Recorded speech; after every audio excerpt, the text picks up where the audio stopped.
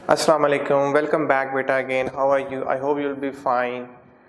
Okay, पढ़ाई हो रही है, आप लोग पढ़ लिख रहे होंगे, यकीनी बात है। प्रिपरेशन कर रहे होंगे, डेली में लेक्चर्स गो थ्रू कर रहे होंगे। लास्ट लेक्चर में आपको पता है जो हम गो थ्रू कर रहे थे, that was the non verbal communication and now you develop the base of non verbal communication. Non verbal communication होती क्या है? ओके, उसी की कंटिन्यूएशन में आगे हम गोना कंटिन्यू। जो नेक्स्ट है वो पर्सन अपीयरेंस है। Personal appearance, yes. So let me write here personal appearance. Personal appearance, ठीक है जी।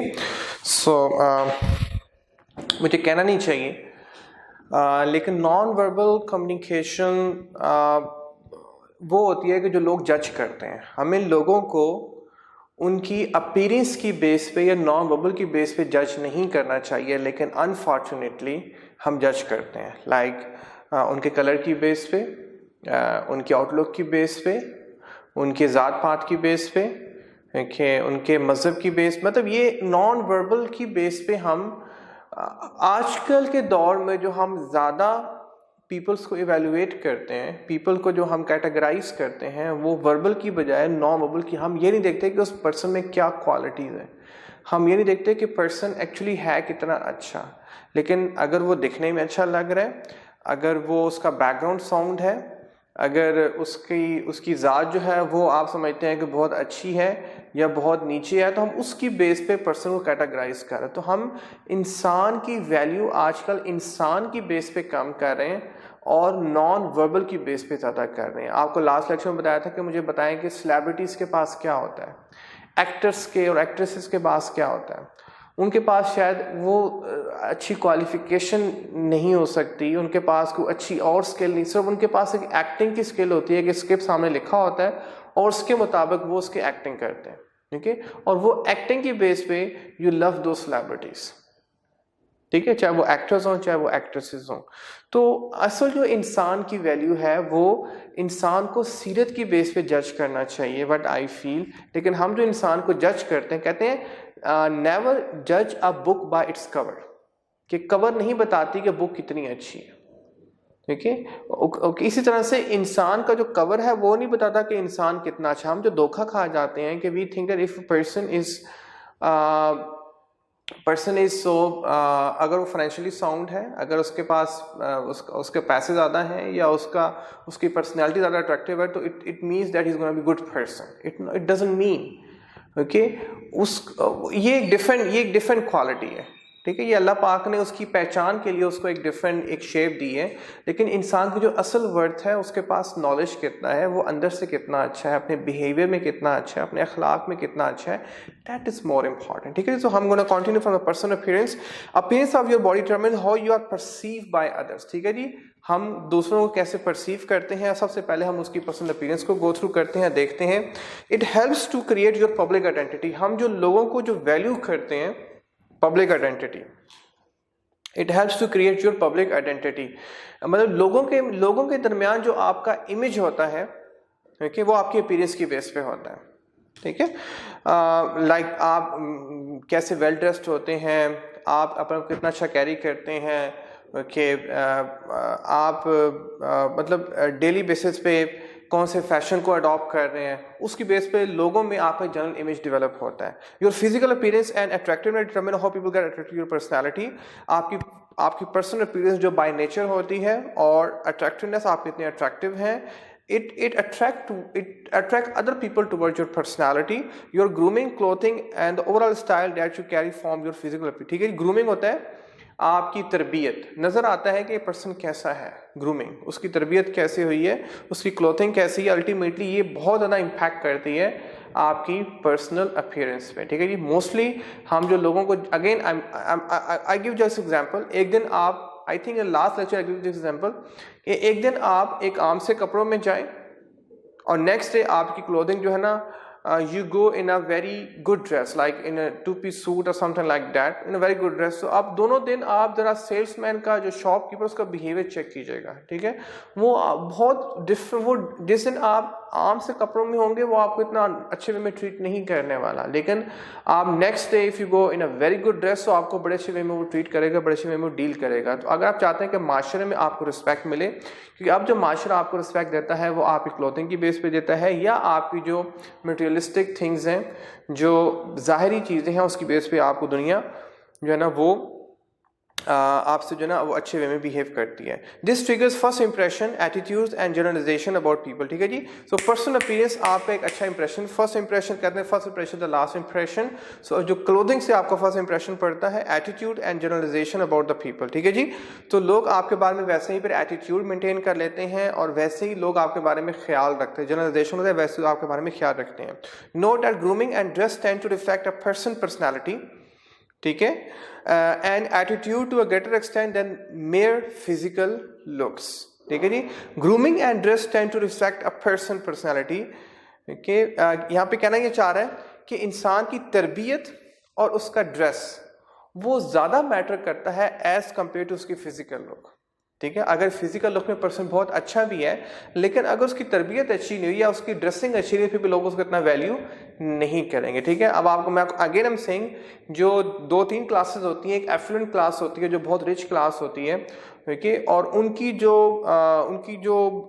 पर्सनैलिटी है वो रिफ्लेक्ट कर रही होती है, उनकी ग्रूमिंग डिफरेंट तरह से हुई भी, उनकी ड्रेसिंग बड़ा इम्पैक्ट कर रही होती है लोगों पे। उनकी ड्रेसिंग आप खुद देखेंगे, आप जिस भी सोसाइटी में रह रहे हैं वहाँ पे जो एफ्लुएंट लोग होंगे, जो बहुत रिच पीपल होंगे, उनकी आप ड्रेसिंग का चेक कीजिएगा, वो बड़ी डिफरेंट सॉर्ट ऑफ ड्रेसिंग करेंगे जो आम लोगों थोड़ी से हट के होने वाली है। ठीक है। तो इससे मतलब ये कहना ये चाह रहा है कि आजकल के दौर में होना ऐसा नहीं चाहिए, आई एम नॉट इनटू इट, होना ऐसा नहीं चाहिए, लेकिन ऐसा होता है कि हम इंसान को जो वैल्यू करते हैं वो उसकी ड्रेसिंग की बेस पे, या वो अपनी ग्रूमिंग होता है उसकी तरबियत, या वो दिखने में वो कैसे लग रहा है। ठीक है। आपने कैसे वो कैरी कर रहा है।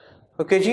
एक बैगर है, उसकी ग्रूमिंग डिफरेंट तरह से हुई है, तो वो ना तो प्रॉपर वो नहाएगा, ना वो प्रॉपर कंघी करेगा, ना वो अपने आप को मेंटेन करेगा। लेकिन एक जो प्रॉपर जिसकी तरबियत होगी, जो प्रॉपर जो ग्रूम्ड होगा, वो डेली बेसिस पे he will take shower, he will wear a good clothes. Okay. तो ये चीजें उसमें सारा मैटर करती हैं। ठीक है जी। I am done with the personal appearance, the first topic I am done. The next is the eye contact.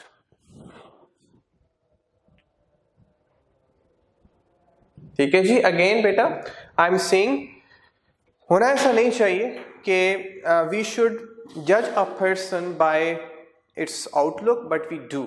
हमारी सोसाइटी में बहुत ज़्यादा इसको जज किया जाता है। ठीक है जी। और 93% ये चीज़ें मैटर करती हैं। ये आपका टॉपिक है, 93% हमारे माशरे में आज का जी। So eye contact is the key characteristic of non verbal communication and impact social behavior greatly. आपका सोशल बिहेवियर ग्रेटली, आप लोगों में जो लोगों में आपका जो बिहेवियर है, लोगों में आप किस तरह से रहते हैं, आपकी आईज बड़ा इम्पैक्ट करती हैं। ठीक है।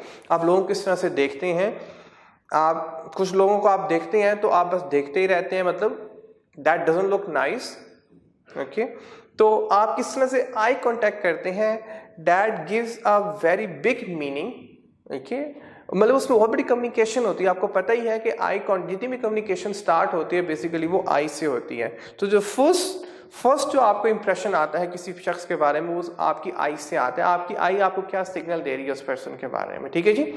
सो ये कहना चाह रहा है कि माशरे में उसका बड़ा एक अच्छा इम्पैक्ट भी होता है, और अगर आपने किसी पे गुस्सा करना है तो आप अपनी आइज से शो करते हैं। अगर आपने किसी के साथ लविंग शो करना है, एफिलिएशन शो करनी है, प्यार शो करना है, तो वो भी आप आइज से शो करते हैं। ठीक है। बच्चों से हम आइज के थ्रू कम्युनिकेशन ज़्यादा करते हैं। ठीक है जी। तो ये कहना चाह रहा है कि हमारी जो अंदर की फीलिंग्स होती हैं, वो अंदर की फीलिंग जो सबसे पहले डिपिक्ट होती हैं, जो सबसे पहले नज़र आती हैं, डिमॉन्स्ट्रेट होती हैं, वो आइज के थ्रू होती हैं। ठीक है। So it expresses much without having use a single words. एक वर्ड इस्तेमाल किए, इसको मैं थोड़ा साइड पे कर दूं, एक वर्ड का इस्तेमाल किए बगैर भी हम बहुत ज़्यादा कम्युनिकेशन कर सकते हैं। ठीक है। बहुत ज़्यादा कम्युनिकेशन हम कर सकते हैं जी। Eyes are termed as the window of the soul. ये विंडो ऑफ द सोल मतलब रूह की खिड़की है, जहाँ से आप सारे नज़ारे करते हो। ठीक है ना। पहले वक्तों में बेटा मोबाइल तो नहीं होते थे, जो भी घरों में जो नज़ारे होते थे वो विंडोज़ के थ्रू होते थे। ठीक है। तो ये कहना चाह रहे हैं कि अब भी जो आपकी जो रूह की जो खिड़की है वो आपकी आंख है, मतलब आपकी जो रूह में जो डायरेक्ट चीज इम्पैक्ट करती है वो आपका आई कांटेक्ट। आप अगर आप जिंदगी में अच्छी, आई काइंडली रिक्वेस्ट यू कि जिंदगी में अच्छी चीजें देखो, जिंदगी में अच्छे लोगों को देखो, जिंदगी में फूलों को ज्यादा देखो, जिंदगी में ग्रीनरी को ज्यादा देखो, जिंदगी में जो फैंटास्टिक थिंग है, जो बड़ी फैबुलस चीजें लोगों ने बनाई हैं उनको देखो, क्योंकि आप जैसा देखेंगे आपने वैसे ही अंदर होना है। मतलब देखने का इक्वल देखना ये है कि आप अपने अंदर कौन से बीज बो रहे हैं।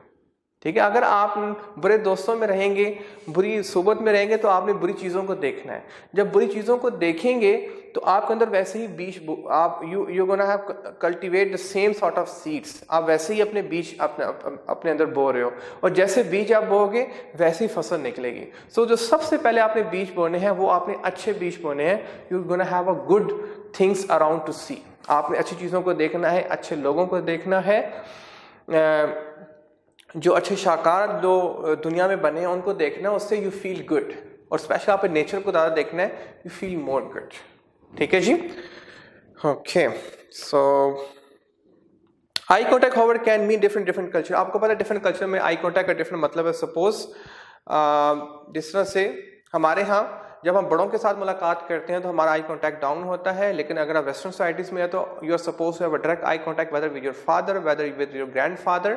आप आई कांटेक्ट नीचे नहीं रख सकते, it means a negative there. लेकिन हमारे यहाँ अगर हम अब बड़ों के साथ आई कांटेक्ट करेंगे तो it is a negative here. ठीक है जी, तो ये डिफरेंट कल्चर्स में ये डिफरेंट सिनेरियो है। अंडरस्टैंड जी? सो आई कांटेक्ट का डिफरेंट कल्चर में डिफरेंट मतलब है। नेक्स्ट है जी movement and stillness. The next point is movement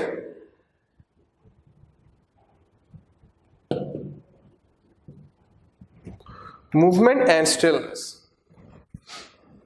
movement and stillness, ठीक है जी बेटा, movement and stillness. Next point movement. अब जैसे हम मूव करते हैं, हम जैसे आगे चलते फिरते हैं उसका डिफरेंट मतलब होता है, और जब हम स्टिल हो जाते हैं उसका डिफरेंट मतलब होता है। वो बताना चाह रहा है consider the pace and pattern of movement. किसी की वो किस तरह से मूव करता है उसके काफ़ी कम्युनिकेशन वो कर रहा होता है। Brisk walking convey determination. जब आप जल्दी वॉक कर रहे हो तो सपोज आई गिव एग्जांपल कि जब आपने मस्जिद में जाना है और आपको पता है कि आप जमात से लेट हो गए हैं, तो अब आप ब्रिस्क वॉकिंग करेंगे, आप जल्दी जल्दी चलने की कोशिश करेंगे, तो it mean you are determined to get something. ठीक है, और I give you one example कि जो ज़्यादा लेबर तबका होता है, जो ज़्यादा लाइक लोअर मिडिल क्लास है या जो लोअर क्लास है, वो ज़्यादा तेज़ चलते हैं। आप कभी नोट करें वो थोड़ा तेज़ चलते हैं। क्यों? क्योंकि उनको ज़िंदगी में काफ़ी कुछ अचीव करना है, उन्हें दिहाड़ी लगानी है, उन्होंने डेली काम करना है, तभी वो कुछ मतलब कमा सकेंगे। लेकिन जो रिच लोग होते हैं वो नॉर्मली स्लो चल रहे होते हैं, उनकी ब्रिस्क वॉकिंग, क्योंकि उनको I have seen in middle east countries के वहाँ पे जो शेख होते हैं बड़े आराम आराम से, जिनके पास बहुत पैसा होता है, आप कभी नोट करेंगे जिनका बहुत पैसा होगा बिल्कुल आराम आराम से चलेंगे, उनको टेंशन नहीं है ज़िंदगी में। ठीक है, ठीक है, तो ये शो करता है कि अगर आप ब्रिस्क वॉकिंग करते हैं mean you are determined person to achieve something. Stillness convey calm, thoughtfulness and self possession. अगर आप खामोश स्टिल हैं, जिस तरह से अब आप लेक्चर गो थ्रू कर रहे हो, now you listening to my lecture, you are still. जब स्टिल होते हो तो आपका माइंड पे ज़्यादा वर्किंग स्टेट में होता है। Now your mind is more working. Okay, आप काम हो, पुरसकून हो, तो आप थॉटफुलनेस, आप बहुत कुछ सोच रहे हो, मेरे लेक्चर को गो थ्रू कर रहे हो, एंड सेल्फ पोजीशन, आप अपने कंट्रोल में हो। जब आप ब्रिस्क वॉकिंग कर रहे हो तो उसकी बॉडी आपकी मूव कर रही है। इसलिए जब एक्सरसाइज करते हैं तो आप ब्रिस्क वॉकिंग करते हो तो आपकी बॉडी मूव कर रही होती है, आपका माइंड स्टॉप हो जाता है। लेकिन जब आप स्टॉप हो जाते हैं तो आपका माइंड ज़्यादा वर्किंग स्टेट में होता है और आपकी बॉडी वो रिलैक्स कर रही होती है, वो मूविंग स्टेट में नहीं होती। ठीक है जी, इसलिए जब भी आपने लर्निंग करनी होती है तो आप स्टिल हो जाते हो, क्योंकि स्टिल मीन योर थॉटफुलनेस। आप अब mind, you are thinking something, you are understanding something, you are interpreting something. ठीक है जी। Although in self gathering might convey aloofness and hostility, लेकिन जब आप डेफिनेटली जब आप दोस्त यारों में हो, जब आप फैमिली गैदरिंग में हो, तो फिर आप स्टिल नहीं रह सकते। You have to move, you have to talk. तो अगर आप वहाँ पे स्टिल हो गए हैं, बिल्कुल आप ऐसे खामोशी से बैठे हुए हैं, 2-4 दोस्त हैं, अब उन दोस्तों में आप खामोशी से बैठे हुए हैं, कुछ सोची जा रहे हैं, it shows aloofness, it shows hostility, that you're not cooperating with your family member, you're not cooperating with the people you are sitting with। ठीक है, तो वहाँ पे आप stillness को show नहीं कर सकते।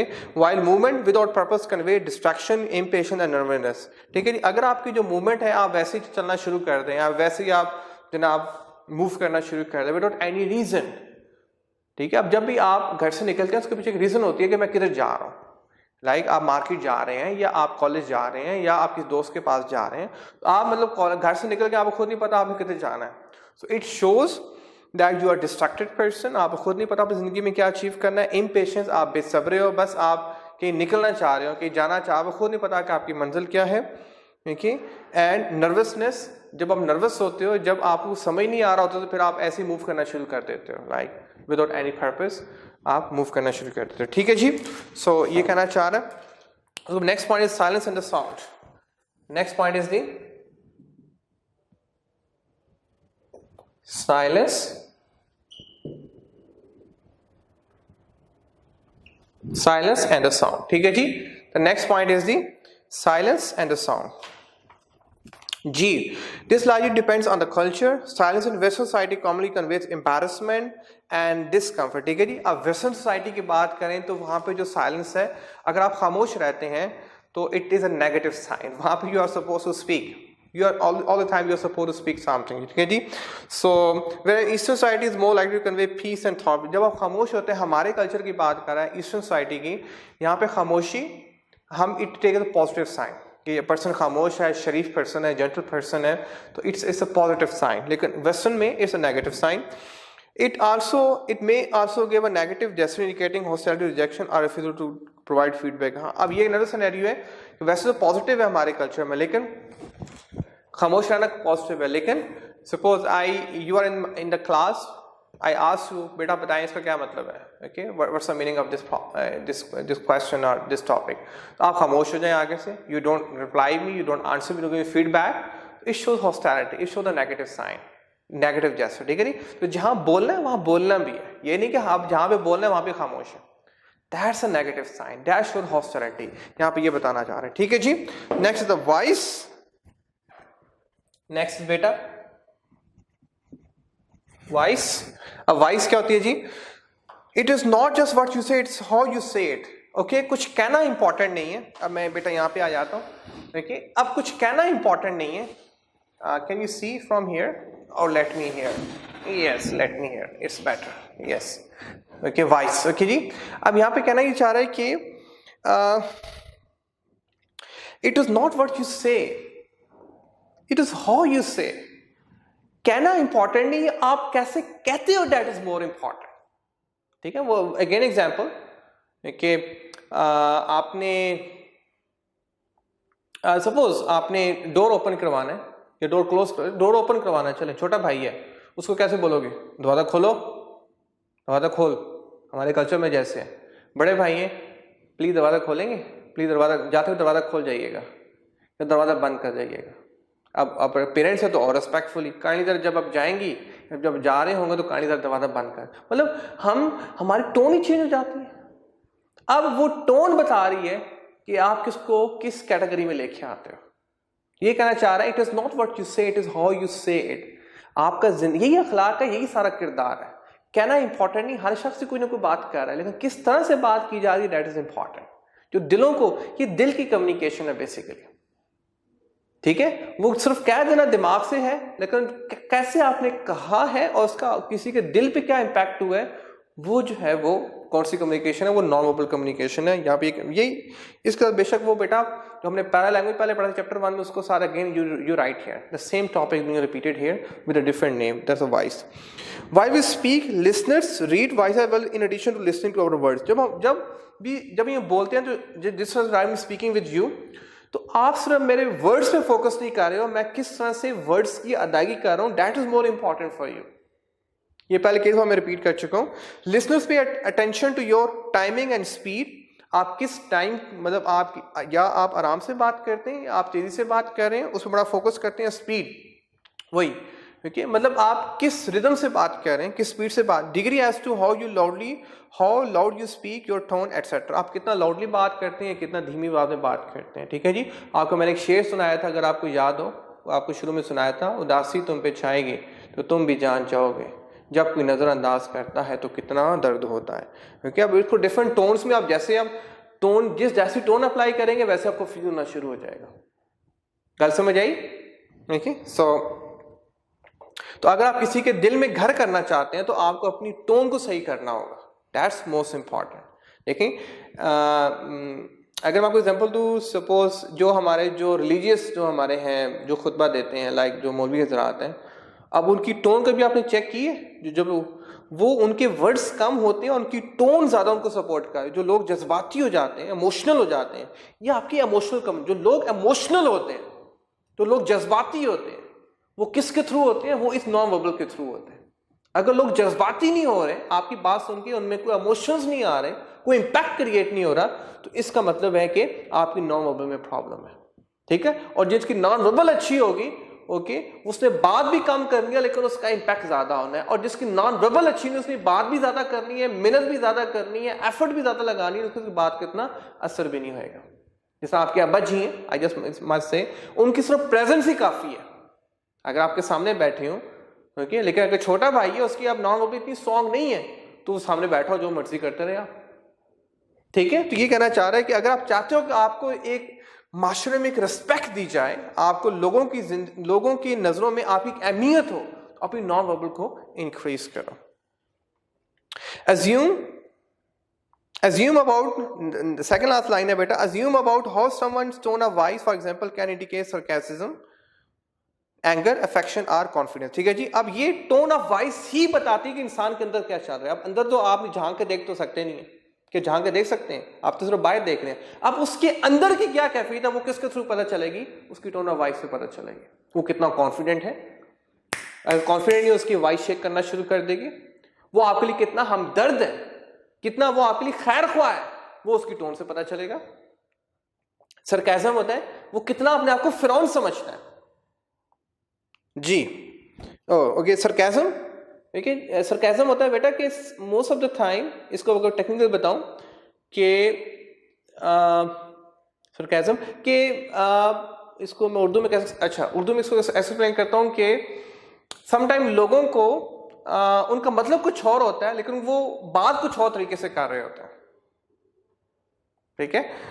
लाइक किसी को बातें लग गया, किसी को बातें लगाना, सरकाज़म, किसी को ज़ाहिरी बातें लगा देना, दैट्स कॉल्ड सरकाज़म, ठीक है। तो ये सरकाज़म उसकी टोन से पता चल रहा है कि यार इसको बात लगाई जा रही है। पर होता है ना समटाइम कि आप दोस्तों को बातें लगाते हो एक दूसरे को, उसकी टोन से पता चलता है यार इसको बातें लगाई जा रही है। ये हमारे माशरे में काफी ज्यादा है कि जो ज्यादा शाने बनने की कोशिश करते हैं, तेज बनने की कोशिश करते हैं, वो सरकाज़म ज्यादा करते हैं अपनी वॉइस में ना। उनका नजर आता है कि अभी तंजिया लहजे में दूसरे को टॉन्ट कर रहा है, लेकिन कम्युनिकेशन वो नॉर्मल कर रहा होगा, लेकिन उसका लहजा ऐसा होगा, उसका मतलब पीछे कुछ और होगा, अगले बंदा डिग्रेड हो जाए, या उसकी जो ना इज्जत जो है ना वो उसमें डाउनफॉल आ जाए, ठीक हो गया बेटा। तो ये टोन ऑफ वॉइस से ही पता चलता है। नेक्स्ट इज बेटा टच, नेक्स्ट इज टच। अब ये जगह यहाँ पे खत्म हो गई है, so can I clean this one, या बेटा पीछे लिख देता हूँ, पीछे लिख देता हूँ, तो यहाँ पे टच लिख देता हूँ, टच जी, टच। अब आपको पता है बेटा हर कल्चर में टच का मतलब डिफरेंट होता है, as you know very well जी। So we communicate so many thing by touching others, yes. हमें सर्दी गर्मी का जो पता चलता है, क्योंकि कितनी गर्म है कितनी ठंडी है उसका पता चलता है through touching. Touch is the characteristics of normal communication I use when we come into physical contact with others, ठीक है। जब दूसरों के साथ कांटेक्ट में आते हैं तो हमें पता चलता है कि कोई बंदा या कोई चीज वो कितनी गर्म है कितनी वो ठंडी है। जिस तरह से आप चाय लेते हैं तो वो आप टचिंग से फील होता है कि चाय ठंडी है ये गर्म है। Consider the message given by the following, weak handshake. कुछ लोग होते हैं कि जो दिल से आपको नहीं मिलते वो ऐसे मिलेंगे। जब मैंने कई तो ऐसे नोट किया है कि जो लोग दिल से आपको नहीं मिलते, यहीं से पता चल जाता है कि वो आपसे ऐसे मिलेंगे, ऐसे सलाम किया बस अस्सलाम वालेकुम, अस्सलाम वालेकुम, मतलब वो ऐसे प्रॉपर हैंडशेक नहीं करेंगे। Proper handshake it shows lack of affection, lack of love, बस अस्सलाम वालेकुम, या दूर से अस्सलाम वालेकुम, अस्सलाम वालेकुम, बस, ठीक है। जिससे आप रियली लव करते हैं, जो आपका रियली जो है आई मीन जो आपको बहुत क्लोज होते हैं, उनको आप प्रॉपर हैंडशेक करते हैं, अस्सलाम वालेकुम, क्या हाल है, ठीक है, ठीक है, इस तरह करके। A weak handshake, a nervous tap on the shoulder. Sometimes आप जब नर्वस होते हैं तो मतलब किसी को ऐसे करते हैं, ऐसे करते हैं, नर्वस में आप ऐसे करते हैं, यू नो। ये an encouraging slap on the back, आप किसी ने अच्छा काम किया तो आप उसके बैक पे थपकी मारते हो, ठीक है जी।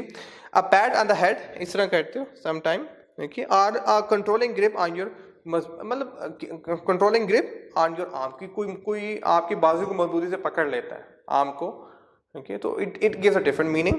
Touch can communicate power, okay, या जब आप में जितनी पावर ज्यादा होगी आप उस चीज को इतनी जोर से टच करने वाले, लाइक उसको ग्रैब कर लोगे, लाइक अब बच्चे के मुकाबले में आपकी पावर ज्यादा है तो आप बच्चे को ऐसे जोर से पकड़ लोगे, ठीक है, लेकिन जो आपसे ताकतवर है आप उसको जोर से नहीं पकड़ सकते क्योंकि उसकी पावर ज्यादा है। तो ये इट शोज आप किस तरह से टच करते हैं, it shows your power. Empathy आप बच्चों के साथ अगर हमने मतलब उनको टच करना है तो हमको जोर से टच नहीं करेंगे। एम्पैथी होता है उनको उनके मुताबिक, हम बड़े नाजुक बच्चे होते हैं, लाइक उनके मुताबिक हम उनको टच करते हैं, ठीक है। एम्पैथी होता है कि अगले के मुताबिक कि अपनी टचिंग को चेंज कर दो, ठीक है, लाइक ज़्यादा ताकत नहीं लगानी वहाँ पे, ठीक है। मतलब आप बच्चे को उठा रहे हैं तो आप बड़े आराम से उठाएंगे, ऐसे बड़े आराम से उठाएंगे, ऐसा ही है ना, आप उसको जोर से नहीं उठाएंगे। ये एम्पैथी एंड अंडरस्टैंडिंग, तो it shows in how much you understand other person, the way you touch other person, ठीक है जी। जिस तरह से अगर आप वो पर्सन बहुत फ्रैंक है, आपसे बहुत फ्रैंक है, आपको बहुत दोस्ती आ रही है, लंगोटिया यार है आपका, तो आप उसको जादू की जफ्फी भी डालेंगे, आप उसको अस्सलाम वालेकुम उसको जोर से पकड़ेंगे, ठीक है जी। लेकिन एक पर्सन को आप नहीं जानते, आप उसको प्रॉपर हैंडशेक भी नहीं कर सकते क्योंकि you don't know the person, आपको अलाउ नहीं करेगा प्रॉपर टच करने का, ठीक है। So next is the personal space. Personal space जी, पर्सनल स्पेस हम पहले गो थ्रू कर चुके हैं। पर्सनल स्पेस को कल्चर में, इफ यू रिमेंबर, इसको हम ऑलरेडी टॉपिक को गो थ्रू करके डिफरेंट कल्चर में डिफरेंट स्पेसेस मेंटेन की जाती हैं, क्योंकि sometime asked by the eye cap is not से एक एमसीक्यू समटाइम, बल्कि मोस्ट ऑफ द टाइम एक एमसीक्यू आ ही जाता है जी। So personal space is your bubble, इसको हाईलाइट कर लो, बबल। ये आपका एक आर्टिफिशियल बबल होता है जो नजर नहीं आता, आप हर एक को उस बबल से दूर रखना चाहते हो। किसी के लिए आपका बबल कम होता है, किसी के लिए आपका बबल ज्यादा होता है। अगर कोई पर्सन उस बबल को क्रॉस करे, सपोज एक पर्सन वो आपकी उससे इतनी सलाम दुआ नहीं है, आपने एक आर्टिफिशियल बबल रखा, यार इस पर्सन जब भी मुलाकात होनी है तो बस ये इतना इस डिस्टेंस में मुलाकात होनी है, अगर इससे वो करीब आएगा it is a dangerous sign, आपको पता ही है हमारे कल्चर में, ठीक है जी। सो फीमेल्स के लिए डिफरेंट बबल्स होते हैं, मेल्स के लिए डिफरेंट बबल्स होते हैं। ये कहना चाह रहा है कि पर्सनल स्पेस योर बबल, ये एक आर्टिफिशियल बबल होती है जो ना नजर आना, इनविजिबल बबल होता है कि जो आपने मेंटेन किया होता है, अपने माइंड में होता है कि यार अगर मैंने इस पर्सन से मुलाकात करनी है तो इतना दूर होकर मैंने बैठना है, इतना क्लोज होकर बैठना है। अगर ज्यादा frankness you know the person very well, bubble reduce होना शुरू हो जाता है। लेकिन अगर if you don't know the person very well, या अगर आप उससे कंफर्टेबल नहीं है तो वो बबल फिर इंक्रीज होना शुरू हो जाएगा। यहाँ तक okay ji. So personal space is your bubble, the space you maintain between yourself and others, जो आप अपने और दूसरों के दरमियान स्पेस मेंटेन करते हैं। This unseen boundary become obvious only when someone tries to enter your bubble. जब भी कोई आपके बबल में एंटर होने की कोशिश करता है तो आप डेफिनेटली डिस्टर्ब हो जाते हैं। यहां तक okay? Have you ever felt this unseen boundary become obvious only when someone tries to enter? इसका मतलब यह है कि आपको तब अंदाजा होता है कि यार ये तो मेरे बहुत करीब हो रहा है या ये मुझसे बहुत दूर हो रहा है। ये तब पता चलता है कि जब वो आपकी बबल को, या तो आपके बबल से बहुत बाहर जाना शुरू हो जाता है या आपके बबल के बहुत करीब आना शुरू हो जाता है, मतलब आपके बहुत क्लोज होना शुरू हो जाता है। तो फिर आपको अंदाजा होता है यार this is something that gives a different meaning, definitely that gives a very different. आपका बहुत अच्छा दोस्त है, अब आपसे बहुत दूर बैठता है, that is a very different meaning. एक आपका बहुत एक person you don't no very well और आपके बहुत क्लोज होना, वो बहुत क्लोज आपके बैठता है या आपके बहुत क्लोज हो रहा है, वो it gives a very different meaning. Okay हो गया, फाइन है यहाँ तक। ये next is, so next paragraph है, the last paragraph. Have you ever felt your comfort level being disturbed during conversation because other person were standing too close or occupying your space? आप कभी जिंदगी में आपने डिस्टर्बेंस फील की होगी, definitely आपने कई दफा की होगी कि जब कोई पर्सन आपके बहुत क्लोज होने की कोशिश कर रहा है विदाउट एनी रीजन, तो आपने बहुत डिस्टर्बेंस फील की होगी। आप करते हैं, ऐसा होता है ना। ये कहना चाह रहा है कि have you ever felt, you felt so many times I know in this culture, your comfort level being disturbed, आप अपने कंफर्ट जोन से आप डिस्टर्ब हो जाते हैं, कहते हैं यार there is a problem during conversation because other person was standing too close or occupying your space. We all have a need for physical space, हमें हर एक को एक स्पेस रिक्वायर्ड है। कोई आप नहीं चाहते कि दूसरे पर्सन आपके बिल्कुल क्लोज हो जाएं या बहुत ही दूर हो जाएं, हर एक की पर्सनल स्पेस रिक्वायर्ड होती है। However, that needs changing depending upon the culture, the condition and the closeness of relationship। अब आपका बबल जो है वो डिपेंड करता है कल्चर, आप जिस कल्चर में हो उस हिसाब से। जिस तरह से अगर आप वेस्टर्न सोसाइटीज़ में हो तो वहाँ मेल्स और फीमेल्स इकट्ठे काम कर रहे हैं, एक ही क्लास में फीमेल्स और मतलब मेल स्टूडेंट्स और female student, they are sitting together, okay. लेकिन हमारे कल्चर में that is something which is consider not appropriate. तो हर कल्चर में इसकी डिफरेंट डेफिनेशन है बबल की बेसिकली। तो कंडीशन में डिपेंड करता है कि किस सिचुएशन में आप हैं, उस सिचुएशन के हिसाब से आप अपने बबल को कम या ज़्यादा कर सकते हैं।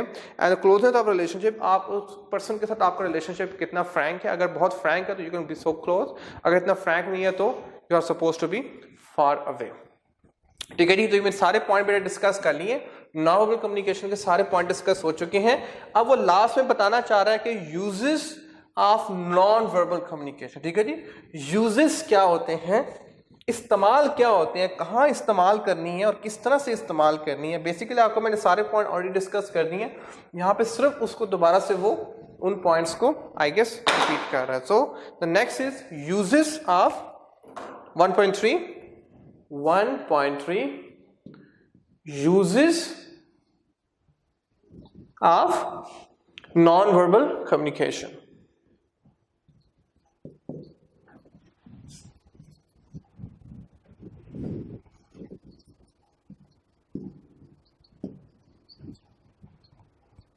जी ओके बेटा, use of non-verbal communication। जी, a person to have a quality communication skill must possess a knowledge of non-verbal communication। अगर आप चाहते हो कि आपकी कम्युनिकेशन इंप्रूव हो, चाहे बिजनेस में चाहे पर्सनल लाइफ में, तो you are suppose to improve your non-verbal communication, जिसका हमारे माशरे में आपको सिखाया नहीं जाता। पहले तरबियत की जाती थी कि आपने किस तरह से बोलना है, पहले जो बड़े तरबियत करते थे, लेकिन अब जब से टेक्नोलॉजी आई है हम इस चीज़ से बहुत दूर होते जा रहे हैं, नॉन वर्बल कम्युनिकेशन से बहुत दूर होते जा रहे हैं। हमें ये नहीं पता कि किस सिचुएशन में हमने किस तरह से कम्युनिकेशन करनी है। Non verbal communication help us communicate the feeling and emotion behind the words spoken. कहना ये चाह रहा है कि आपके जो वर्ड्स होते हैं, वर्ड्स का बोलना इंपॉर्टेंट नहीं है, वर्ड्स के पीछे आपकी जो फीलिंग्स हैं, क्योंकि सिर्फ मैसेज कन्वे करना इंपॉर्टेंट नहीं है, उस मैसेज के पीछे जो फीलिंग्स अटैच है, जो इमोशंस अटैच हैं, वो भी बताने होते हैं। किस फीलिंग के साथ आप वो वर्ड्स बोल रहे हो, आप कितने उनके लिए खैर खा हो। अगर आप खैर खा होंगे तो आपकी टोन बताएगी, आपके जेस्चर्स बताएंगे, आपका आई कॉन्टैक्ट बताएगा। अगर आप उसके लिए खैर खा नहीं है तो आपने गोली करानी है, कहते हैं बस ठीक है यार, बस ये बताना है। जिस तरह से अगर मैं आपके लिए ज़्यादा खैर खा नहीं हूँगा तो मैं कहूँगा यार बस मैं लेक्चर कंप्लीट करना है, बस पढ़ाऊँ, दैट्स इट, गोली कराऊं, बस ये गया। लेकिन ऐसा नहीं करना, ठीक है। यू दैट्स योर कैरियर, आपने आगे लाइफ में चल के ये आपके लिए बहुत हेल्पफुल चीज है, ठीक है। मतलब ये चीज आपको आपकी जिंदगी बनाएगी, ठीक है। ये आपके नस्लों तक ये चीज आपको इंपैक्ट करेगी। तो उसको उस पर्सपेक्टिव से बताना, उस पर्सपेक्टिव से समझाना है, ठीक है जी। सो नेक्स्ट पैराग्राफ है, दो non-verbal communication goes unplanned quite often. ये आप प्लान नहीं कर सकते, जो फीलिंग्स होती हैं वो खुद ब खुद आती हैं, ये प्लान नहीं की। हाँ, वर्ड्स प्लान कर सकते हो, बोलना प्लान कर सकते हो, लिखना प्लान कर सकते हो, लेकिन आप फीलिंग्स को प्लान कैसे कर सकते हो। फीलिंग्स और इमोशन जो अंदर जो आपके तूफान चल रहा है वो तो ऑटोमेटिकली बाहर निकल रहा है। Yet it has more impact than the verbal communication alone। कहना चाह रहा है हालांकि अनप्लान होती है। इस तरह से मैं लेक्चर लेने से पहले मैंने प्लान नहीं किया था कि मैं हाथ कैसे हिलाऊंगा, आई कांटेक्ट कैसे करूंगा, कैसे खड़ा होऊंगा, बस जैसे हो रहा है वैसे हो रहा है। तो ये कहना चाह रहा है कि yet it has more impact on the verbal communication alone। इसका ज्यादा इंपैक्ट होता है, 93% इंपैक्ट होता है as compared to the verbal communication। तो non verbal cues are relatively more important in conveying feelings। तो नॉन वर्बल कम्युनिकेशन होती है, ये आपकी फीलिंग की कम्युनिकेशन होती है। आप मैंने बताया दो तरह की कम्युनिकेशन होती है, एक दिल की कम्युनिकेशन होती है, दिमाग की कम्युनिकेशन होती है। तो दिमाग की कम्युनिकेशन होती है वर्बल कम्युनिकेशन में फॉल करेगी, और जो दिल की कम्युनिकेशन होती है, जो आपके जज्बात की कम्युनिकेशन होती है, जो आपके एहसास की कम्युनिकेशन होती है, जो आप अपने एहसास, अपने जज्बात दूसरों को ट्रांसफर करना चाहते हो, वो नॉन वर्बल कम्युनिकेशन के थ्रू ही कर सकते हो। People can deceive us more with the use of words as they can be relatively easily control. ठीक है जी। अब इंसान जो धोखा देते हैं, ठीक है, इंसान जो आपको डिसीव करते हैं, कहना चाह रहा है कि वो आपको वर्बल कम्युनिकेशन से करते हैं, वो आपको कर देते हैं, अपने वर्ड से कर सकते हैं, कर देते हैं बल्कि, okay. On the other hand posture, body language, facial expression, eye contact, vocal cord etcetera reflect per speaker's honesty. अगर आपको नॉन वर्बल कम्युनिकेशन का पता होगा तो आप कभी धोखा नहीं खाएंगे, ठीक है। अब कहना ही चाह रहा है कि लोग आपको जो धोखा देते हैं वो वर्ड से देते हैं, लेकिन जो नॉन वर्बल कम्युनिकेशन है वो कभी झूठ नहीं बोलती। आपकी बॉडी बता रही होती है kind of person you are. अब जो एक अच्छा पर्सन होगा, जो नेक पर्सन होगा, जो एक पायस पर्सन, उसकी बॉडी लैंग्वेज बताएगी that person is a gentle person. और एक पर्सन जो एक शरीफ पर्सन होगा, ओके, जो रॉन्ग डूइंग्स में ज्यादा इन्वॉल्व होगा, तो उसकी बॉडी लैंग्वेज डिपिक्ट करती है, ये बॉडी लैंग्वेज बताती है। आपके सेल्स चेंज होते हैं, देखिए आपके सेल्स आफ्टर एवरी कहते हैं जी after every 30 days I guess, देखिए आपके सेल्स पूरे चेंज होते हैं। अब एक अच्छा काम आप 30 दिन करें, 40 दिन करें तो आपकी बॉडी हिसाब से चेंज हो जाएगी। अगर आप 30-40 दिन लगातार एक बुरा काम करें तो आपकी बॉडी हिसाब से चेंज होना शुरू हो जाएगा, आपके सेल्स चेंज होना शुरू हो जाएंगे। ठीक है, आपकी बॉडी पूरी नहीं बनती है, और जो बॉडी आपकी बनती है वो आपके अमाल की बेस पर बनती है। The way you think, the way you do the action in your life, the way your body becomes. ठीक हो गया जी। So when people speak and their gesture and expressions don't endorse their, when people speak, जब लोग बात करते हैं and their gesture and expressions don't endorse their words, then we tend to prefer unsaid words over spoken word। ठीक है जी। कुछ लोग जब बात करते हैं तो आपको लगता है बंदा झूठ बोल रहा है, क्योंकि वो जो बात कर रहा है उसकी बॉडी उसका साथ नहीं दे रही, देखिए उसका लहजा उसका साथ नहीं दे रहा, तो फिर आप वहां पे लहजे पे ज्यादा फोकस करते हो, उसकी बॉडी लैंग्वेज पे ज्यादा फोकस करते हो। एक पर्सन एक बात कर रहा है, उसका चेहरा रेड हो गया, मतलब वो बात झूठ मतलब वो, या उसको पसीना आना शुरू हो गया, इसका मतलब वो बंदा वो झूठ बात कर रहा है, वो जो बोल रहा है वो झूठ बोल रहा है। देखिए, तो ये आपने उसकी बॉडी लैंग्वेज भी चेक करनी होती है, क्या उसकी बॉडी उसका साथ दे रही है, क्या मतलब नेचुरली वो जो काम कर रहा है, वो जो बात कर रहा है, जो कम्युनिकेशन कर रहा है, उसकी बॉडी उसका साथ देनी चाहिए। अगर बॉडी कुछ और कह रही है और बात वो कुछ और कर रहा है, it mean there is something wrong. ठीक है जी, ठीक है जी आगे जी। The second last paragraph of this topic, non verbal behavior perform numerous function, different function perform करता है। It is use as a means to persuade a control, जो दूसरों को जो कंट्रोल किया जाता है, दूसरों को जो परसुएड, जो मोटिवेट किया जाता है, जो इंस्पायर्ड किया जाता है, वो किसके थ्रू किया जाता है? नॉन वर्बल कम्युनिकेशन थ्रू किया जाता है। टू क्लैरिफाई थिंग, चीजों को जो क्लियर, जैसे मैं आपको चीजें क्लियर कर रहा हूं तो अपने हाथों के थ्रू कर रहा हूं, अपनी बॉडी के थ्रू कर रहा हूं, अपने आई कॉन्टैक्ट के थ्रू कर रहा हूं, अपनी मूवमेंट के थ्रू कर रहा हूं। So clarify thing, to stress and to complement as well. Words पे स्ट्रेस करना, मैसेज पे स्ट्रेस करना, कौन सा मैसेज इंपॉर्टेंट, जो मैसेज इतना इंपॉर्टेंट होता है आपके लिए उस पर आप इतना ज्यादा स्ट्रेस करते हो, और जो इंपॉर्टेंट नहीं होता उसको आप कम स्ट्रेस करते हो। So to stress and to complement, क्योंकि कम्प्लीमेंट जैसा तालियां बजाते हो, compliment, okay? अभी तालियां बजाना mean you're not communicating, you're not saying something, but it means that you are complimenting, you are appreciating something। ठीक है जी। At times non-verbal cues can also be used to substitute verbal expression। अब मैंने क्या, I didn't say anything, but it means that you have to be silent like this। It gives a good, it gives a very different meaning। So कहना ही चाह रहा है कि कई दफा ऐसा होता है कि हम verbal की बजाय non-verbal communication को सपोर्ट कर रहे होते हैं, उसका सहारा लेकर हम कम्युनिकेशन कर रहे होते हैं।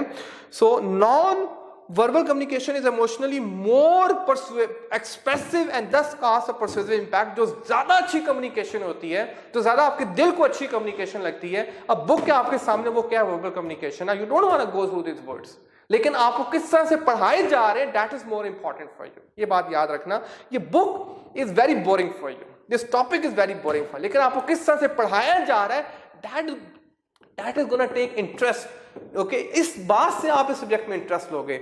ओके, वर्ड्स जो होते हैं नॉर्मली बोरिंग वर्ड्स होते हैं, बुक्स बोरिंग होती हैं, लेकिन आपको किस तरह से डिलीवर की जा रही है, किस तरह से समझाया जा रहा है, किस तरह से पढ़ाया जा रहा है, वो चीज आपको उस कोर्स में अट्रैक्शन क्रिएट करती है। ये बात याद रखना। ओके, उस सब्जेक्ट में जो आपकी अट्रैक्शन या उस सब्जेक्ट में आपको जो इंटरेस्ट क्रिएट होता है, वो बुक की बेस पे कम होता है, थ्योरी की बेस पे ज्यादा होता है। और वो जो टीचर है, वो मैं अब क्या कर रहा हूं, इन्हीं वर्ड्स को मैं 93% के थ्रू, नॉन वर्बल के थ्रू आपको समझा रहा हूं, और कुछ नहीं कर रहा। यही वर्ड्स है, आप भी पढ़ रहे हो, मैं भी पढ़ रहा हूं, लेकिन आपके पास सिर्फ वर्ड्स है। मैं वर्ड्स के साथ, आप टीचर के पास क्यों आते हो, आपके पास भी वर्ड्स हैं, आप खुद गूगल कर रहे हो, आप इसको अंडरस्टैंड करना सो डिफिकल्ट, लेकिन आप जो ज्यादा चीजें अंडरस्टैंड होती हैं, जो आप ज्यादा रिलैक्स फील करते हो, वो किसके थ्रू करते हो, नॉन वर्बल के थ्रू करते हो। If there is a non verbal, if there is a good non verbal, you feel relaxed. If there is not a good non verbal, अगर आपको नॉन वर्बल सूथिंग नहीं है, अगर आपको नॉन वर्बल लोगों को रिलैक्सेशन फील नहीं होती, अगर आपकी पर्सनैलिटी से लोग इरिटेट फील करना शुरू कर देते हैं, अगर आपके पेरेंट्स से लोग अच्छा फील नहीं करते, इट मीन आपकी नॉन वर्बल सही नहीं है। होना तो ये चाहिए कि आपकी नॉन वर्बल से लोग अच्छा फील करें, आपकी नॉन वर्बल जहाँ भी आप जाएं आपके पेरेंट्स से लोगों में एक अच्छी फीलिंग्स आए। ठीक है जी, जिस तरह से I was just coming from the home, okay, तो मैंने देखा कि एक कचरे वाली गाड़ी जा रही थी और कचरे वाली गाड़ी काफी दूर तक उसकी स्मेल आती रही, काफी दूर उसकी स्मेल, काफी दूर से आ रही थी, स्मेल आना शुरू हुई, काफी दूर तक उसकी स्मेल आती रही, जब आगे चली गई फिर भी तो I just it came in mind, कुछ लोग ऐसे होते हैं कि जो इस तरह के होते हैं कि वो दूर से जब आ रहे होते हैं तो उनकी स्मेल आना शुरू हो जाती है, बुरी बैड स्मेल, ओके, और जब वो काफी दूर तक अभी जा रहे होते हैं तो अभी तक उनकी स्मेल आ ही रही होती है। कुछ अच्छे लोग होते हैं कि दूर से आ रहे हैं तो उनकी अच्छी स्मेल आपको फील होना शुरू हो जाती है, और जब वो दूर तक जा रहे हैं still you have the good smell, good feelings about that person. ठीक है जी, आगे लास्ट पैराग्राफ है, normal communication can also help demonstrate self believe. आपका जैसा बिलीफ होगा किसी चीज के बारे में, जैसा यकीन होगा, वैसी आपकी बॉडी लैंग्वेज होगी। Eagerness and professionalism through the way one carries his personality, ये आपकी प्रोफेशनलिज्म शो करे। जिस तरह से मैं आपको टीचिंग कर रहा हूँ, सिर्फ आपको पढ़ाना मकसद नहीं है। प्रोफेशनलिज्म होता है कि आपको कितना उसको पढ़ाने का अंदाज, वो चीजें मैटर करती है। जिस तरह से सिर्फ ड्राइविंग आना इंपॉर्टेंट नहीं है, आप एक्चुअली कैसे रोड पे ड्राइव करते हो, दैट इज इंपॉर्टेंट। प्रोफेशनलिज्म होता है कि सिर्फ काम का आना इंपॉर्टेंट नहीं है, आप काम को किस तरह से परफॉर्म करते हो, दैट इज मोर इंपॉर्टेंट। ठीक है, अब मैं आपको टीचिंग कर रहा हूं तो टीचिंग आपको कितने टीचर्स मिल जाएंगे। अब जो चीज ज्यादा मैटर कर रही है प्रोफेशनलिज्म, के टीचर आपके सामने वेल ड्रेस होके आता है कि नहीं आता। देखिए, टीचर जब आपसे बात करता है तो आपको रिस्पेक्ट देते हैं कि नहीं देते हैं। ओके, टीचर जब आपसे बात करता है तो वो आपको आपके मुताबिक समझाता है कि नहीं समझाता, ये चीज ज्यादा मैटर करती है। सिर्फ ये पढ़ा देना इज नॉट इम्पॉर्टेंट। और इल्म, आजकल तो इल्म की डिमांड ही नहीं है। आजकल डिमांड जो है वो प्रोफेशनलिज्म की है कि इल्म को आप किस तरह से यूटिलाइज कर रहे हो, किस तरह से डिलीवर कर रहे हो, किस तरह से उसका बेनिफिट गेन कर रहे हो, दैट इज मोर इंपॉर्टेंट। ठीक है जी, a person who is well aware of another person non-verbal cues will understand that person better. Definitely आप दूसरे पर्सन को, या आप जितने नॉन वर्बल्स को अच्छे तरीके से अंडरस्टैंड करोगे, आप इतना अच्छे तरीके से अगले बंदे की पर्सनैलिटी को अंडरस्टैंड कर सकते हो। या आप जितना अगले पर्सन की नॉन वर्बल को अंडरस्टैंड करते हो, जिस तरह से the best is your mom understand your non verbal very well. देखिए, एक दिन आप अच्छे मूड में घर पे आए तो मॉम को पता चल गया कि there is something good happened with you today. एक दिन आप सैड मूड में आए तो बताने की जरूरत नहीं है कि आज मैं सैड हूं, या सिर्फ माँ आपके चेहरे को रीड करके अंडरस्टैंड करे कि there is something happened with you today. ठीक है, आई मस्ट से कि आपकी जो मॉम है, ओके, और इंटरेस्टिंग बात बताऊं बेटा, जो आपकी स्माइल होती है, आपकी जो स्माइल होती है, मोस्टली रिसर्च चाहिए कि वो मॉम से मुताबिक रखती है। क्योंकि आप बचपन में आप ज़्यादा माँ को देखते हैं और माँ आपको देखती है, ठीक है, आप ज़्यादा माँ, तो वो जैसे माँ स्माइल करती है उसके मुताबिक फिर आप भी स्माइल करना शुरू कर देते हैं। तो ये रिसर्च है, नई रिसर्च है कि जो बच्चों की स्माइल होती है मोस्ट ऑफ द टाइम वो जो है ना वो पेरेंट्स में से माँ पे जाती है। मोस्टली वो बच्चे जो है ना वो शुरुआत के दिनों में ज़्यादा डेफिनेटली वो माँ को लोग देख रहे होते हैं, मतलब। ठीक है जी, सो ये कहना चाह रहा है, a person who is well aware of other person non-verbal cues will understand the person better. If you want to establish strong and lasting connection, then you need to improve your non-verbal communication. अगर आप चाहते हो कि आपको history में याद, अगर आप चाहते हो कि आपको लोग आपके जाने के बाद भी अच्छे अल्फाज में याद रखें, अच्छे अल्फाज में याद, अगर आप चाहते हो कि जिस तरह से कि आप किसी से मुलाकात करते हो कि उस मुलाकात के होने के बाद भी लोग याद रखें कभी मैंने इस पर्सन से मुलाकात की थी, और वो दोबारा तवक्को करे कि आपके साथ वो मिले। ओके, अगर लोग आपसे मिलते हैं और दोबारा वो तवक्को नहीं करते मिलने की, कहते हैं बस ठीक है यार, बस मुलाकात होगी, मतलब आपकी नॉर्मल सही नहीं थी। अगर दोबारा लोग आपको मिलना चाहते हैं, अगर दोबारा लोग ख्वाहिश करते हैं कि दोबारा मुलाकात कब होगी, और वो दोबारा इंतजार करते हैं मुलाकात का, मुतवल्ली होते हैं मुलाकात के, तो इसका मतलब आपकी नॉन वर्बल कम्युनिकेशन बहुत अच्छी है।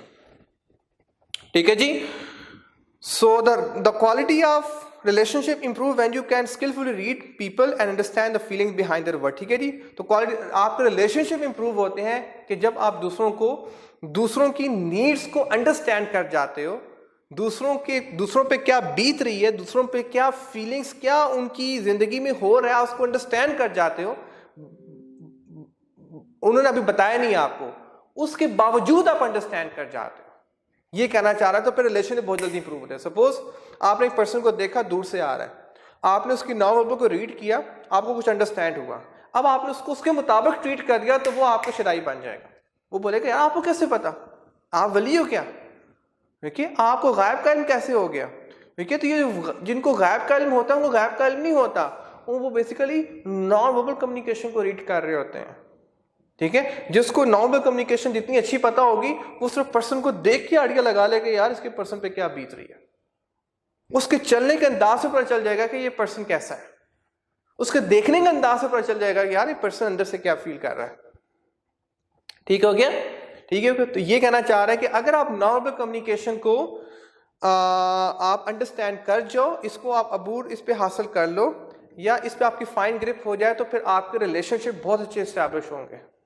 ओके, लोग आप पे गर्विदा होंगे और लोग आपको फॉलो करना शुरू करेंगे। You will be like a celebrity, you will be like a leader. ठीक हो गया जी। So I am done with non verbal communication part. ठीक है, I hope you understood. Now quickly I move for the next topic, and the next topic is the written communication.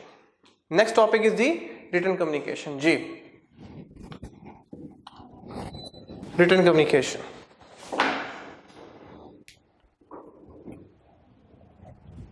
Yes, so that's second topic. ये chapter 5 का second topic है। ठीक है, first topic I'm done, non-verbal communication. I spent almost two lectures. Why 2 lectures? मैं इसको एक lecture पढ़ा सकता था, but I didn't. मैं चाहता था कि आपकी strong base बन जाए, एक वर्ड की आपकी बेस बन जाए कि नॉन-वर्बल कम्युनिकेशन होती क्या है। I hope you understood non-verbal now. वो moving for the written communication. ठीक है, अब रिटन कम्युनिकेशन क्या होती है इसमें डिटेल में डिस्कस करेंगे।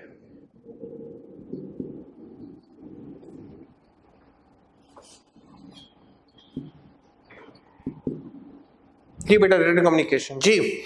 सो 2.1 सबसे पहले मैं किस पे 2.1 objective of the written communication.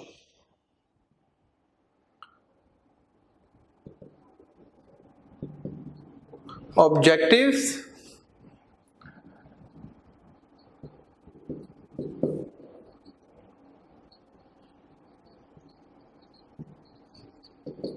ठीक है, रिटन कम्युनिकेशन ऑब्जेक्टिव्स क्या होते हैं जी।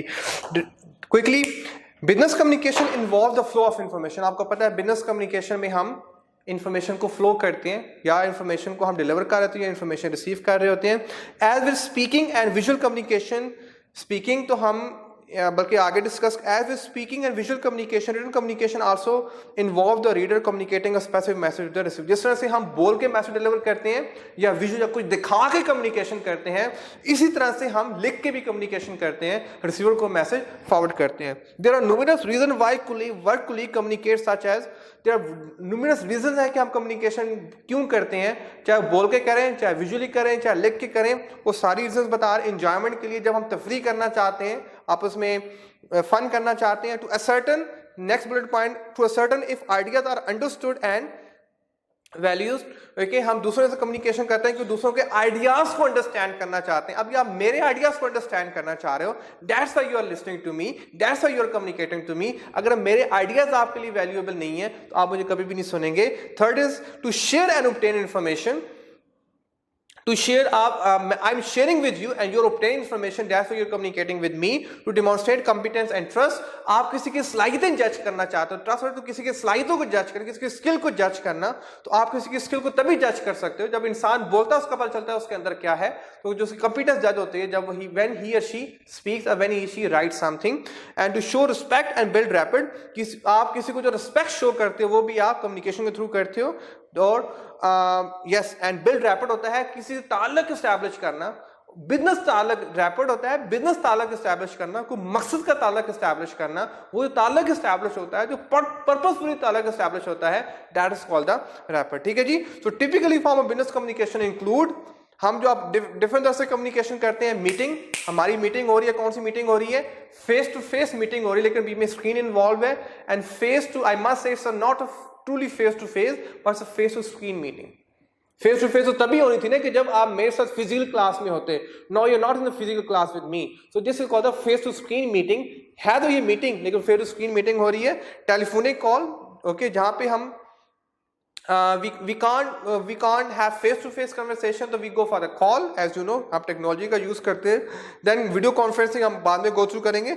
लेटर्स, मेमोज एंड रिपोर्ट, अब इसमें हमें यहाँ पे ये गो थ्रू करना है. ये फोर्थ पॉइंट जो है ना, इसको हम यहाँ पे डिस्कस करेंगे. रिटन कम्युनिकेशन में हम लेटर लिखते हैं, मेमोज लिखते हैं, रिपोर्ट्स लिखते हैं, सर्कुलर्स लिखते हैं, SMS करते हैं, सोशल मीडिया का इस्तेमाल करते हैं, तो हम blah blah so many thing will go through. The reason for using written communication are, हम रिटन कम्युनिकेशन क्यों करते हैं उसके रीजंस क्या हैं, यहाँ पे ये बताना चाह रहा है. To help the reader remember complex information. देखो AFC के सारे कोर्सेज जो हैं आपको सारा रिटन कम्युनिकेशन लाजमी गिवन है. क्यों? कम्प्लेक्स इंफॉर्मेशन है, एक दफा समझ नहीं आएगी, समझ आ भी जाएगी तो आप भूल जाओगे, क्योंकि इंसान बड़ा भुलक्कड़ है, इंसान भूल जाता है. तो वो इंफॉर्मेशन को याद रखने के लिए, ताकि कम्प्लेक्स इंफॉर्मेशन को आप फ्यूचर रेफरेंस में याद रख सको, इसलिए हम रिटन कम्युनिकेशन करते हैं. तो second bullet point is to communicate with a busy person at the convenience. जब भी आप बिजी होते हो, जो रिटन कम्युनिकेशन आपके पास है बेटा, बुक आपके पास है, जब भी आपको टाइम मिला आप गो थ्रू करो. स्पोकन की प्रॉब्लम ये है कि you have to be online, you have to be with me. लेकिन रिटन कम्युनिकेशन जब आपको टाइम मिले, जब आपको कन्वीनियंस हो, आप उसको ओपन करें, पढ़ना शुरू कर दे. That's the convenience. The third is to encourage the reader to retain our message for future in the for refer in the future. ये बुक आपके पास अवेलेबल है, आपको फ्यूचर में जब भी चाहिए आप इसको गो थ्रू करें फ्यूचर में. अच्छा, मजे की बात है, अभी आप इसको सीख रहे हो सॉरी, अभी आप इसको सीख रहे हो, लेकिन इसकी जो इंप्लीमेंटेशन है फ्यूचर में होनी है. जब प्रैक्टिकल लाइफ में जाओगे, जब आर्टिकलशिप में जाओगे, तो तब इसकी जो है ना वो इंप्लीमेंटेशन स्टार्ट होगी. तो फ्यूचर में आपको ज्यादा इसकी ज्यादा रिक्वायरमेंट होगी. To retain a record of what we have said called an audit trail. और सेकेंडली, जैसे आज का लेक्चर हमने जो गो थ्रू किया, इसका क्या प्रूफ है कि हमने क्या गो थ्रू किया. आप बता सकते हो कि सर ने यहाँ से स्टार्ट किया और यहाँ तक पढ़ाया. वो जो स्टार्टिंग और एंडिंग पॉइंट है वो रिकॉर्ड है, and that record is called an audit trail. क्योंकि जब बोलते हैं उसको कोई रिकॉर्ड अवेलेबल नहीं होता, वो तो हवा में बात उड़ जाती है.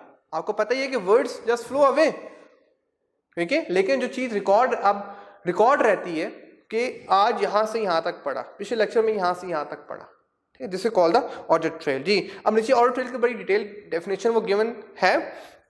An audit trail is a record that provide documentary evidence of a sequence of events including details of those events. अच्छा, ओके.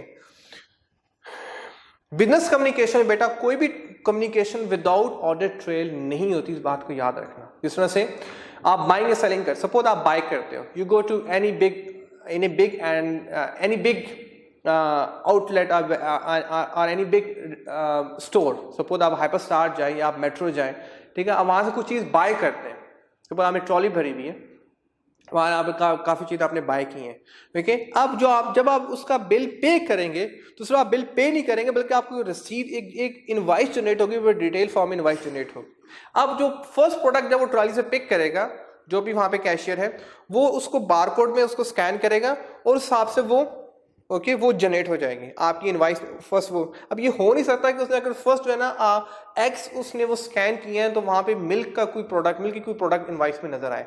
वो जैसे जैसे वो उनको बारकोड जैसे जैसे उनको स्कैन करेगा, उस हिसाब से जो है ना वो उनका सीक्वेंस डेवलप होना शुरू हो जाएगा. यहाँ पे ये कहना चाह रहा है, N audit trail is a record that provide documentary evidence. Documentary evidence के आपने वहां से क्या खरीदा, ये डॉक्यूमेंट्री एविडेंस, ये आपने क्या सेल आउट किया, ठीक है. अब वो हाइपरस्टार के लिए वो सेल आउट का एविडेंस है और आपके लिए क्या है, वो बाइंग का एविडेंस है. So an audit trail is a record that provide documentary evidence of a sequence of events के, वो सीक्वेंस में हर चीज को बताएगा. अब ये हो नहीं सकता कि जो सबसे लास्ट में उसने उसको स्कैन किया वो सबसे पहले रसीद में नजर आया, जो सबसे पहले किया सबसे आखिर में, ऐसा हो नहीं सकता. वो sequence of event including detail of दो थिंग्स. आपको ये नहीं बताएगा कि आपने वहां से क्या चीज बाय की है, बल्कि वो सारा डिटेल भी बताएगा कि आपने किस टाइम पे बाय की, वो उस प्रोडक्ट की डिस्क्रिप्शन क्या है, उसकी यूनिट प्राइस क्या है, टोटल प्राइस क्या है, उसमें टैक्स क्या है, आपको पता है. वो सारी इनवाइस बड़ी डिटेल फॉर्म में, जिसमें एक एक चीज की इन्फॉर्मेशन गिवन होती है. तो कहना चाह रहा है कि सिर्फ वो सीक्वेंस की इन्फॉर्मेशन देगा, बल्कि उसकी डिटेल की इन्फॉर्मेशन भी देगा कि उसकी यूनिट प्राइस क्या है, उसकी टोटल प्राइस क्या है, वो किस टाइम पे आपने बाय की है, किस टाइम पे वो सेल आउट हुई है, वो एक एक इन्फॉर्मेशन आपको मिलेगी. That is called the audit trail. अब चार्टर्ड अकाउंटेंट जो है वो जो स्पेशलाइज होते हैं उस ऑडिट ट्रेल में होते हैं. आपने जो ऑडिट करना होता है, आपने जो चेक करना होता है, वो उसी करना होता है. आप फिजिकल चीजों को चेक नहीं करते. कंपनीज में जो पैसा आया, जो पैसा गया, जो बाइंग हुई, जो सेलिंग हुई, वो सारी किसके थ्रू होती है, डॉक्यूमेंट्री एविडेंस के थ्रू होती है, वो ऑडिट ट्रेल के थ्रू होती है, वो इनवॉइसेस के थ्रू होती है. और चार्टर्ड अकाउंटेंट है और आप लोगों ने इसी चीज को चेक करना होता है. You gonna be expert in audit trail, ठीक है. आपने जो भी काम करना है वो ऑडिट ट्रेल में करना है. इंशाल्लाह आप डिटेल में पढ़ेंगे ऑडिट ट्रेल क्या होता है आगे भी. तो key elements of written messages are 3 key elements होते हैं. There are 3 key elements of written message that you must consider: the message, the receiver, the writer and the reader. बड़ी इंपॉर्टेंट बात है जी, बड़ी इंपॉर्टेंट बात है. एनीवे जी, written communication में 2 लोग होते हैं, एक राइटर होता है, एक रीडर होता है, और जो राइटर जो मैसेज कन्वे करता है वो दैट्स द मैसेज. ठीक है, वो मैसेज होता है जो कन्वे किया जाता है. ठीक है जी, यहां तक ओके हो गया. The writer faces the challenge of putting the message. बड़ी इंपॉर्टेंट बात है ऑन राइटर मोड कि राइटर का टास्क क्या होता है. The writer faces the challenge of putting the message to writing. उसका टास्क क्या होता है, उसने राइट करना होता है. और रीडर का टास्क क्या होता है, उसने रीड करना होता है. कुछ ऐसी बातें हैं जो they are not supposed to mention but they mention. So the writer faces the challenge of putting the message into writing. It may be their message. This is important. It may be their message or it may be someone else's message. ये उनका अपना personal message भी हो सकता है. जब आप personal किसी को व्हाट्सएप करते हो या पर्सनल आप कोई कम्युनिकेशन करते हो तो आपका पर्सनल मैसेज हो सकता है, या आप जिस तरह से मैं अभी आपको कम्युनिकेशन कर रहा हूँ, रिटन जो भी कम्युनिकेशन, या जो आपके सामने बुक है, जिसने बुक लिखी है उस पर्सन का नाम नहीं है, लेकिन उसने जो बुक लिखी है वो आईकैप के बिहाफ पे है, तो उसने जो कम्युनिकेशन की वो आईकैप के बिहाफ पे की. जैसे मैं आपके सामने बोल रहा हूं तो मैं अपना पर्सनल नहीं बोल रहा, बल्कि मैं आईकैप के बिहाफ पे बोल रहा हूं. तो मेरा बोलना नहीं है, बल्कि वो आईकैप के बिहाफ पे है, वो राइस स्कूल ऑफ अकाउंटेंसी के बिहाफ पे है. ठीक है, ये कहना चाह रहे रिटन कम्युनिकेशन हमने चैप्टर 1 में पढ़ा था. चैप्टर 1 में हमने पढ़ा था कि 2 तरह के सेंडर होते हैं, तो 2 तरह के राइटर्स होते हैं. 2 तरह के रिटर्न राइटर तो एक ही होता है, लेकिन उसकी जो रिटर्न कम्युनिकेशन होती है वो 2 तरह की होती है. एक जो वो खुद अपनी जात के लिए लिख रहा है, जिसको उसका फायदा सिर्फ अपनी जात को होगा, और दूसरा जिसका फायदा इनडायरेक्टली किसी और को होगा. सपोज जब भी आप किसी बिजनेस में किसी कंपनी को ज्वाइन करते हो तो आपने वहां पे जो कम्युनिकेशन करनी है उस कंपनी को बेनिफिट होगा, उस कंपनी के बिहाफ पे आप कम्युनिकेशन कर रहे हो. ओके, जब भी आप लेटर्स लिखते हो, सर्कुलर्स लिखते हो, रिपोर्ट्स लिखते हो, तो वो बिजनेस कम्युनिकेशन में उसका जो वो आप किसके बिहाफ पे लिख रहे हो, उस बिजनेस के बिहाफ पे, उस कंपनी के बिहाफ पे लिख रहे हो. तो that company is responsible, that business is responsible. Either way they must be clear what the message is that they are putting into writing to avoid any distortion at the source of a company. आप चाहे अपनी personal communication करो, चाहे आप company के behalf पे करो, either way should be clear. उसमें टेक्निकल वर्ड ज्यादा नहीं होने चाहिए, उसमें ज्यादा जार्गन वर्ड का इस्तेमाल नहीं होना चाहिए. Either way it should be very clear. ठीक है जी. नेक्स्ट इज जी, however all the effort will be wasted if the reader doesn't understand the message. That's अगर आपने टेक्निकल वर्ड्स का इस्तेमाल किया, जार्गन वर्ड्स का इस्तेमाल किया, तो आप जितनी मर्जी अच्छी राइटिंग की, जिस तरह से अब ये जो बुक लिखी गई है ये आपके मुताबिक लिखी गई है. जब किसी को आप मैसेज करते हो, आपने व्हाट्सएप पे मैसेज किया या आपने किसी भी मीडिया में मैसेज किया, तो क्या आप मैसेज अपने मुताबिक डिफाइन करते हो? नहीं, आप अगले पर्सन को देख के उसके मुताबिक वर्ड्स का इंतखाब करते हो. अगर अगला बंदा पढ़ा लिखा है, वो मैच्योर है, तो आपके वर्ड बिल्कुल डिफरेंट. अगर आपने एप्लीकेशन लिखनी है, आपने प्रिंसिपल को एप्लीकेशन लिखनी है, तो आपके वर्ड कितने डिफरेंट होने वाले हैं. लेकिन अगर आपने वही बात अपने दोस्त को लिखनी है, तो आपके अपने वर्ड्स को कैसे उसको चेंज करते. तो कहना ही चाह रहा है कि आप रिटर्न कम्युनिकेशन आपकी अपनी कम्युनिकेशन नहीं होती, बल्कि आपने अगला जो जिस पर्सन के लिए आप कम्युनिकेशन कर रहे होते हो उसके मुताबिक आपने अपने वर्ड्स को चेंज करना होता है, उसके मुताबिक आपने सेंटेंसेस को चेंज करना होता है, उसके मुताबिक आपने टेक्निकल वर्ड्स का इस्तेमाल करना होता है. अगर ऑडियंस पढ़ी लिखी नहीं, जो पढ़ने वाला अगर वो इतना पढ़ा लिखा नहीं है, तो आप सिंपल वर्ड का इस्तेमाल करो. अगर वो पढ़ा लिखा है, अगर वो मैच्योर है, फिर आपको थोड़ा प्रोफेशनल लैंग्वेज का इस्तेमाल करना पड़ेगा. Arguably Therefore, the reader is the most important person in any communication. अब मेरा लेक्चर जो मैं आपको डिलीवर कर रहा हूं, ये अपने मुताबिक डिलीवर नहीं कर रहा हूं, बल्कि आपके मुताबिक डिलीवर कर रहा हूं. तो यहाँ पे listener is more important, I am not important. The same in the case with the written communication. Written communication में writer is not important, reader is more important. This is the most important point you have to be remember. ठीक है जी, this is the important point you are supposed to remember. Okay, in spoken communication I am speaking with you, I am not important, you are important in the sense कि जो मैंने बात करनी है वो अल्टीमेटली आपको समझ आनी. मैं एक बात कर रही हूं, आपको समझ ही ना, उसका क्या फायदा. याद है. ओके, तो जिस तरह से किसी ने कुछ किताब लिखी है, कोई लेटर लिखा है, कोई ईमेल लिखी है, वो जिसको फॉरवर्ड कर रहा है उसको समझ ही नहीं आ रही, तो उसका क्या फायदा फिर. तो ये कहना चाह रहा है जी. ओके जी, so I think I am done, time is over. So इंशाल्लाह I am gonna continue from here. Next lecture I am gonna continue from here. Okay ji, so thank you very much. I hope you understood the lecture today. If you get any problem, please discuss with me. Okay, I'm waiting for your queries. Thank you very much. Take care. Allah Hafiz. Thank you.